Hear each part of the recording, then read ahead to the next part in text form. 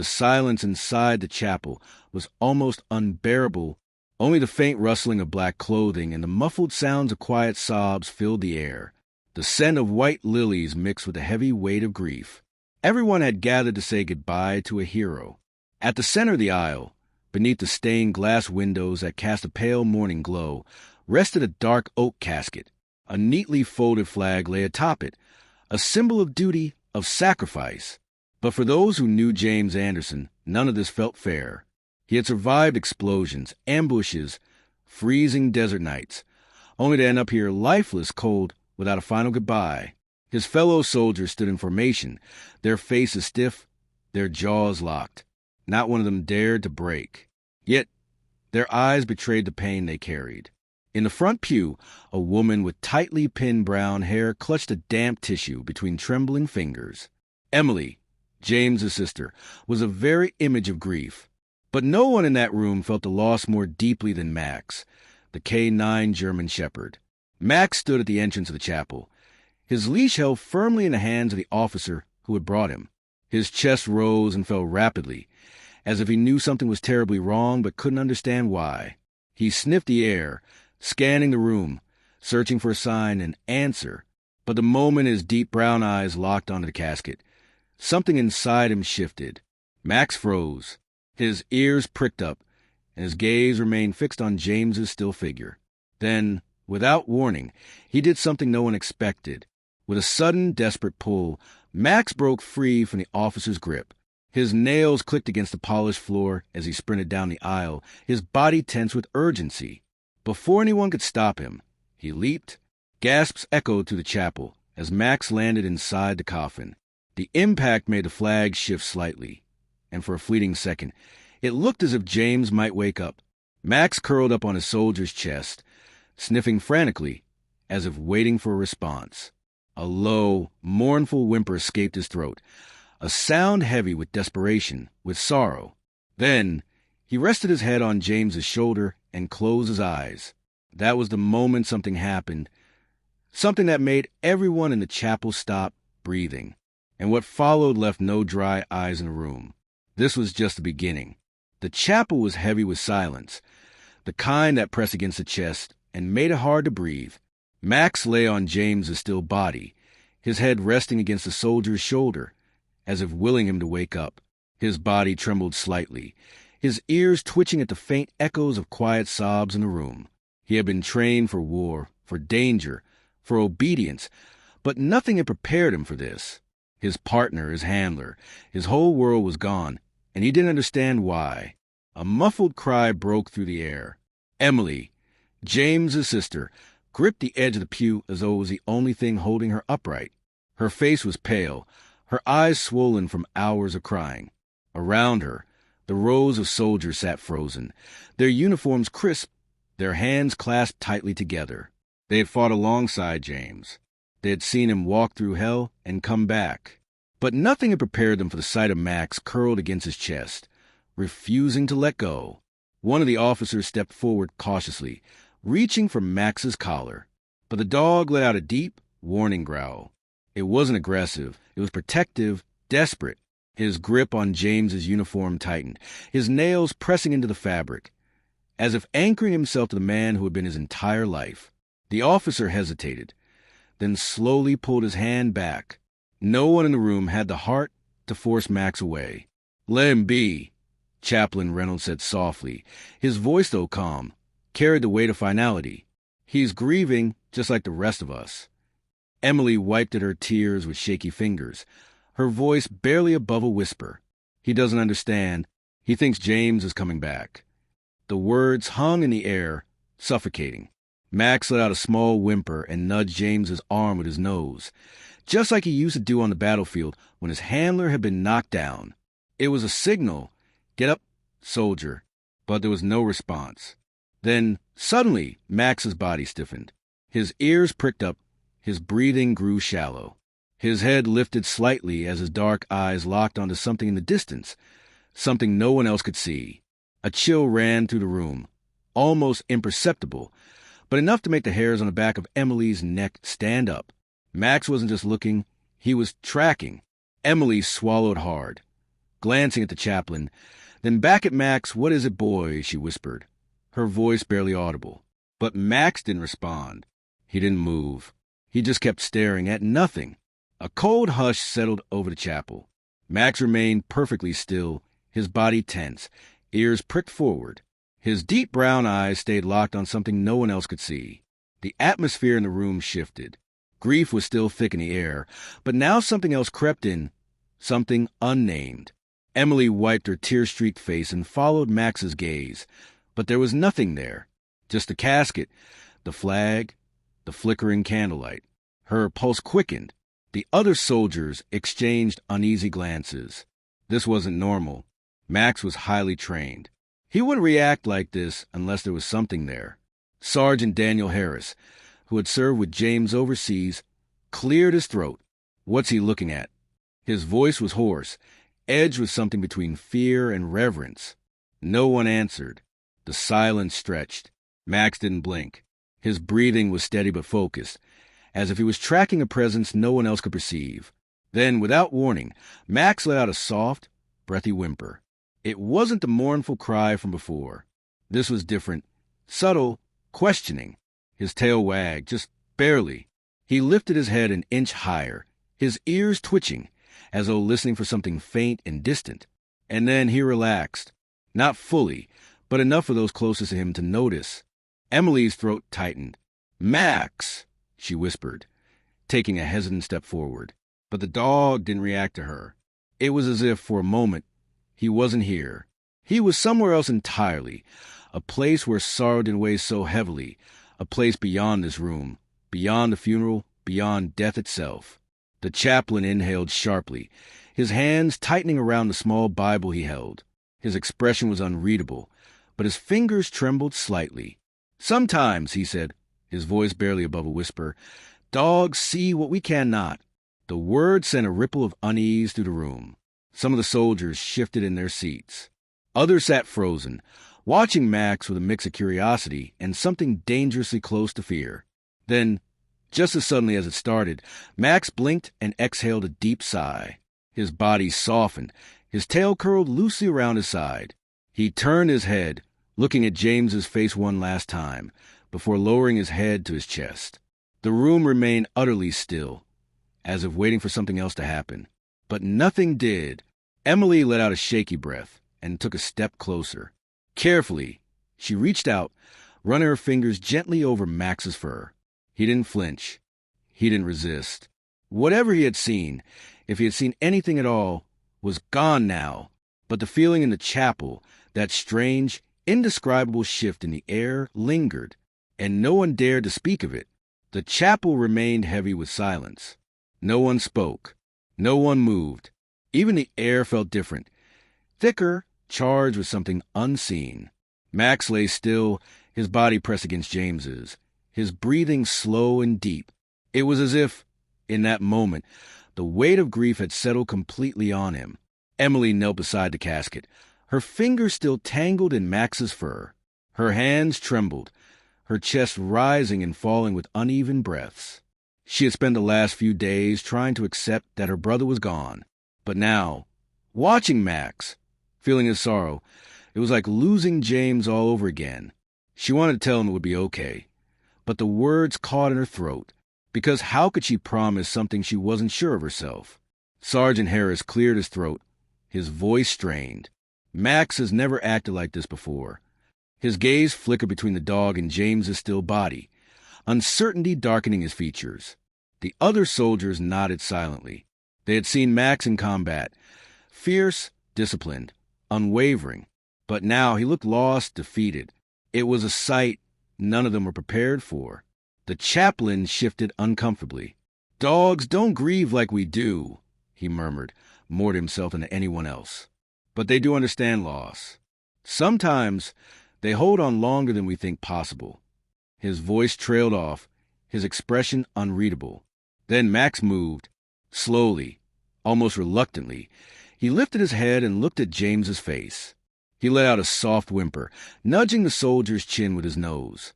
A pause, a moment of stillness, and then, in a single motion, he straightened himself and sat upright, his ears high, his posture alert. The shift was subtle but unmistakable. It was as if, in that moment, Max was waiting for something, a command, an order, permission to leave his post. Emily felt her breath catch. She turned toward the chaplain, her voice barely a whisper. "Is he?" She couldn't finish the sentence, but the chaplain understood. He exhaled slowly, his gaze softening as he looked at Max. And then, in a voice steady and low, he said the words that no one else could. "At ease, soldier." Max's ears twitched. His gaze remained locked on James's still face for a long, agonizing moment. And then his muscles relaxed. His tail uncurled slightly. His breathing slowed. It was as if, finally, he had received the order he needed to let go. Emily wiped at her eyes, barely holding back a sob. The soldiers in the room remained silent, watching as Max ever so gently laid his head down one last time. This time, he wasn't waiting for James to wake up. He was saying goodbye. The weight in the chapel was unbearable. Every person in the room felt it. Something deeper than grief, heavier than sorrow. It was a moment before goodbye, the kind of silence that stretched long and endless, as if time itself had slowed in reverence. Max, once rigid with resistance, now lay still, his head resting against James's chest. His body had relaxed, but his eyes remained open, watching. Emily sat beside the casket, her hand still buried in Max's fur. Her tears had stopped, but only because she had none left to shed. She had spent her whole life believing that death was the end, that when someone was gone, they were just gone. But as she watched Max's quiet, unwavering devotion, she wondered if maybe she had been wrong. Maybe love, true, unbreakable love, didn't just vanish. Maybe it lingered, refusing to be erased. Sergeant Harris, standing a few feet away, exhaled sharply. He had seen men break in battle, had seen soldiers collapse under the weight of loss. But nothing had prepared him for this. His throat was tight as he stepped forward, placing a steady hand on Max's back. The dog didn't flinch. He just breathed, slow and deep, as if savoring every last second beside his fallen partner. The chaplain, his voice steady despite the emotions in his eyes, spoke softly. Max's job was to protect James, and now he's making sure he gets home safely. Emily bit her lip, nodding, but her heart clenched at the truth in those words. Max had been at James's side through war, through danger, through every impossible moment. And now, he refused to leave him, even in death. The officer who had brought Max hesitated, then took a deep breath. Slowly, gently, he reached for the dog's collar. "Come on, buddy," he whispered. "It's time." For a moment, it seemed Max wouldn't move. He stayed there, pressed against James, his body frozen, as if he could somehow hold on just a little longer. Then, as if sensing the inevitable, he let out a slow, deep sigh. His ears twitched. His tail gave a weak flick. And finally, he shifted. Emily felt her breath hitch as Max lifted his head. His eyes lingered on James's face, searching, remembering. Then, with one last nudge against the soldier's chest, he stepped back. The movement was slow, reluctant, but deliberate. He wasn't being pulled away. He was choosing to let go. The chapel was silent as Max stepped down from the casket. Soldiers straightened their backs. Emily pressed a shaking hand to her lips. Even the chaplain lowered his head, whispering a quiet prayer. Max sat at the foot of the casket, his posture still proud, still strong. But there was something different now. He wasn't waiting anymore. He wasn't searching. He was simply there, honoring the man who had been his partner, his protector, his everything. And just like that, the moment everyone had been dreading had arrived. The funeral had to begin. Max showed that true love never dies. Do you believe the bond between humans and animals goes beyond life? Tell me in the comments. The chapel doors creaked as they were pushed open, allowing a gust of cold air to slip inside. The shift in temperature sent a shiver through the room, but no one moved. The moment had arrived. The funeral was about to begin, and soon James Anderson would be laid to rest. Emily straightened her back, wiping away the last of her tears. Her brother had been many things, a soldier, a protector, a friend. But above all, he had been hers. The ache in her chest was unbearable, But as she looked at Max now, sitting quietly at the foot of the casket, she found the strength to breathe. He wasn't just James's partner. He was family, and now he was grieving too. The chaplain cleared his throat, stepping forward. His voice, steady yet laced with emotion, filled the chapel. Today, we gather not only to honor Sergeant James Anderson's service, but to remember the man he was: brave, loyal, and above all, selfless. He paused, glancing at the folded flag atop the casket. He gave his life for others, not because he had to, but because he chose to. The soldiers in attendance remained rigid, their discipline unwavering, but their faces told a different story. Their eyes shone with unshed tears, their jaws clenched tightly. They had fought beside James. They had seen him risk everything without hesitation, and now they had to say goodbye. The sound of boots striking the polished floor echoed through the room. The honor guard stepped forward, their movements precise and controlled. With slow, deliberate care, they reached for flag draped over James's casket. The crisp folds, the silent precision. It was a ritual they had performed countless times. But today it felt different. He wasn't just another fallen soldier. He was theirs. As the flag was lifted, Max let out a low whimper. It was barely audible, but it sent a tremor through the room. Emily sucked in a sharp breath, her fingers digging into the fabric of her dress. "He knows," she whispered. "He knows." One of the officers knelt in front of Emily, holding the folded flag in his gloved hands. His voice was firm but gentle. "On behalf of the President of the United States Army, and a grateful nation, please accept this flag as a symbol of our appreciation for your loved one's honorable and faithful service." Emily reached out with trembling hands, clutching the flag tightly against her chest. It was heavy, not in weight, but in meaning. A final gift, a final goodbye. Then the first shot rang out. The 21-gun salute shattered the silence, each blast cutting through the air like a heartbeat. The soldiers outside fired in perfect unison, their movements synchronized, their faces unreadable. Emily flinched with each shot, but Max didn't move. He sat perfectly still, his gaze fixed on the casket, his ears high. He didn't flinch. He didn't whimper. He simply watched, as if standing guard one last time. Then came the sound that broke everyone, a single haunting note.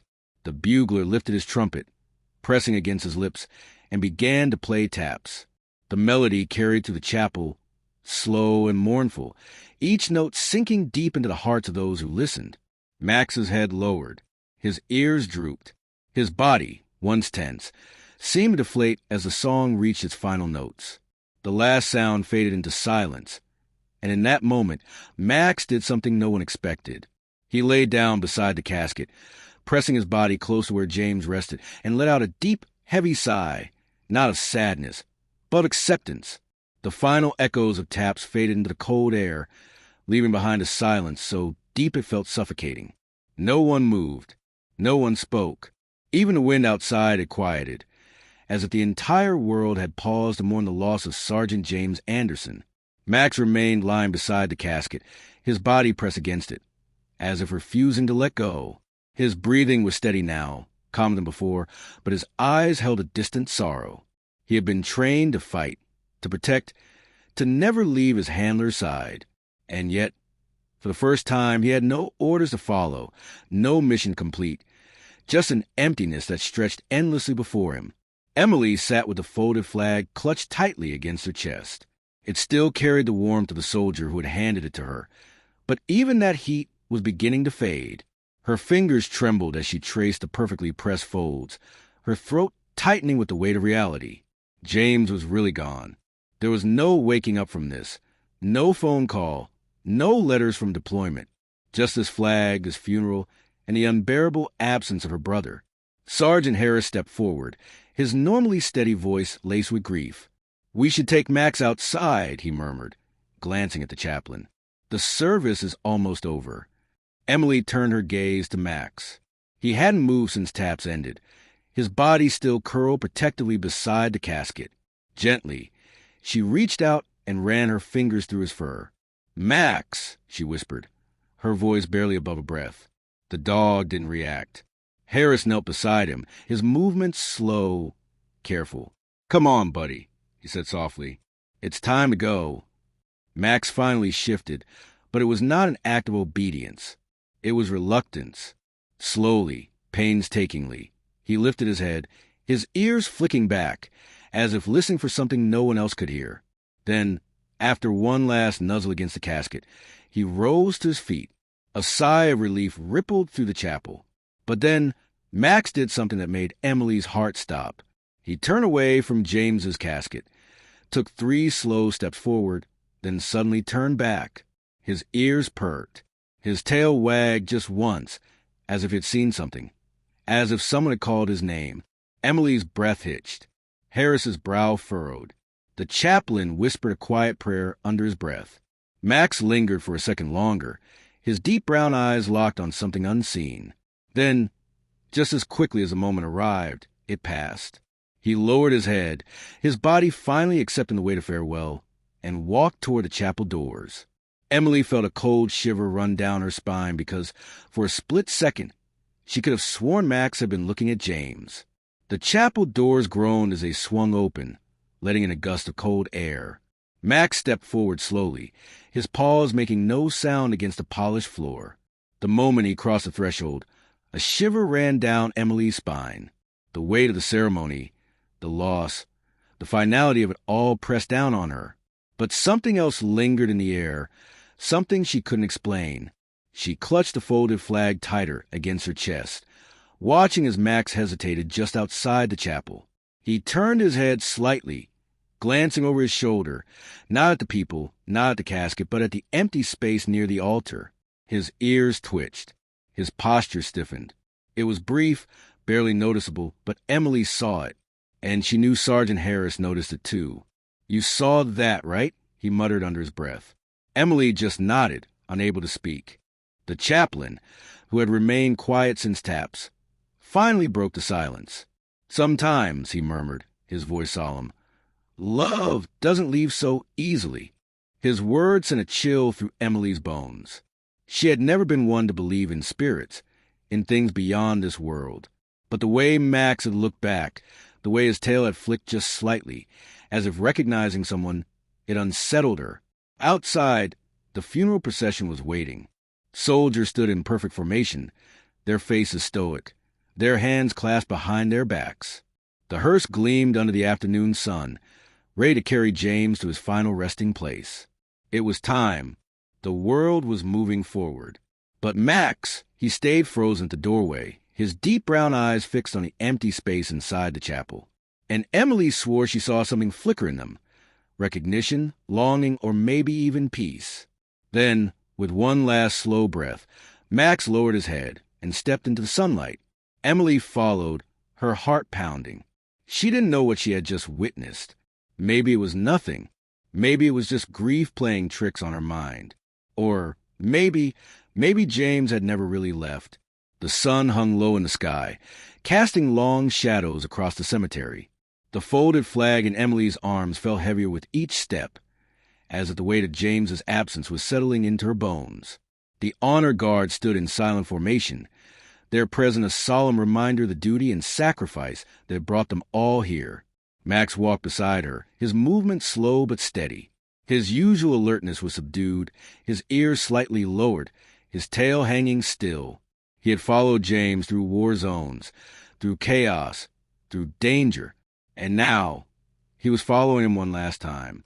The casket was placed with precision above the open grave, and the chaplain stepped forward, his voice steady despite the sorrow that filled the air. Sergeant James Anderson dedicated his life to service, to his country, to his fellow soldiers, and to the bond that can never be broken between a man and his K-9 partner. He glanced at Max, his eyes softening. Even now, that bond remains. Emily felt her throat tighten. The soldiers around her remained motionless, but their grief was palpable. Harris stood with his hands clasped in front of him, his jaw tight, his eyes locked on the casket.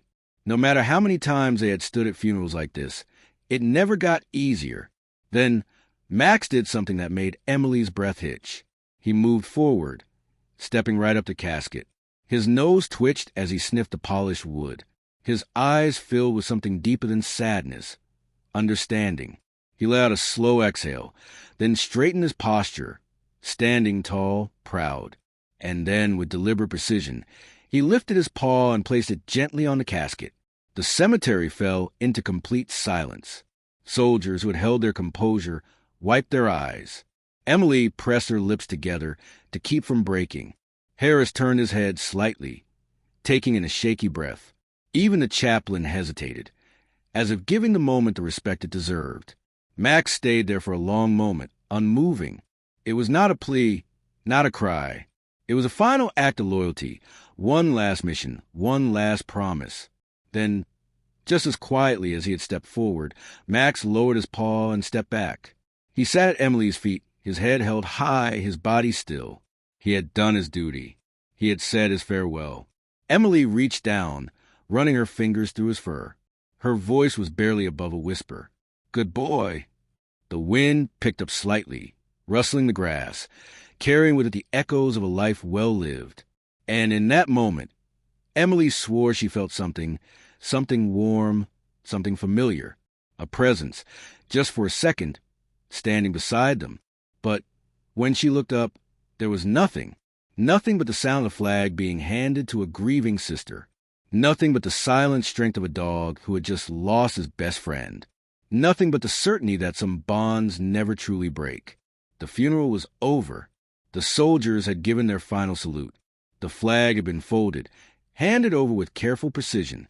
The sound of boots retreating across the cemetery echoed in the fading light, leaving behind only Emily, Max, and the weight of an ending they weren't ready to accept. Emily stood still, staring at the fresh mound of earth where her brother now rested. The world felt quieter, emptier. She had known this moment was coming, but nothing could have prepared her for the finality of it. Beside her, Max sat motionless, his gaze locked on the gravestone, as if waiting for one last command. She knelt beside him, running her fingers through his fur. "He's not coming back, boy," she whispered, her voice breaking. "I know you don't understand, but—" She stopped, her throat tightening. Did she even understand? Did anyone? Max let out a slow breath, his body finally starting to relax. The grief was still there, heavy and deep, but something in him had shifted. He was no longer searching, no longer waiting, just remembering. Emily closed her eyes for a moment, listening to the wind rustling through the trees. She thought about James, his laugh, his stubbornness, the way it always made her feel safe, no matter how far away he was. She thought about the way Max had looked back inside the chapel, the way he had stood at the casket, the way he had placed his paw so gently, so deliberately, as if saying, "I was here. I was yours." A tear slipped down her cheek, but this time it wasn't just from sadness. It was from something else, something lighter. Maybe love didn't end, even in death. Maybe some souls stayed close, watching, protecting, waiting. Max suddenly lifted his head, his ears twitching. For a brief second, he stared at the empty space beside James's grave. His tail flicked once, just barely, and then he turned away, standing up on steady legs. Emily let out a breath she didn't realize she was holding. "Come on, boy," she said, giving Max a soft pat. "Let's go home." Max hesitated for only a second before following her. His steps were lighter now, his head held higher. He had spent his whole life following James. And now, for the first time, he was moving forward on his own. But as they walked away, Emily swore she felt again, just for a moment, a presence, a warmth, quiet, unseen, goodbye, or maybe, just maybe, a promise that they would meet again. Some bonds never break. Max's loyalty and James's sacrifice will live on forever. If this story touched you, leave a like to honor their connection. Subscribe for more powerful stories. And tell us in the comments, have you ever witnessed a love like this? Turn on notifications to never miss a story that reminds us of the unbreakable bonds we share with those we love. True love transcends life and death. The bond between a soldier and his canine partner, or between any human and their loyal companion, is a testament to the enduring power of loyalty, devotion, and unconditional love. Even in the face of loss, love remains, eternal, unyielding, and unbroken. Let this story remind us to cherish the bonds we share, for they are the threads that weave the fabric of our lives, connecting us to those we love, even beyond the veil of death.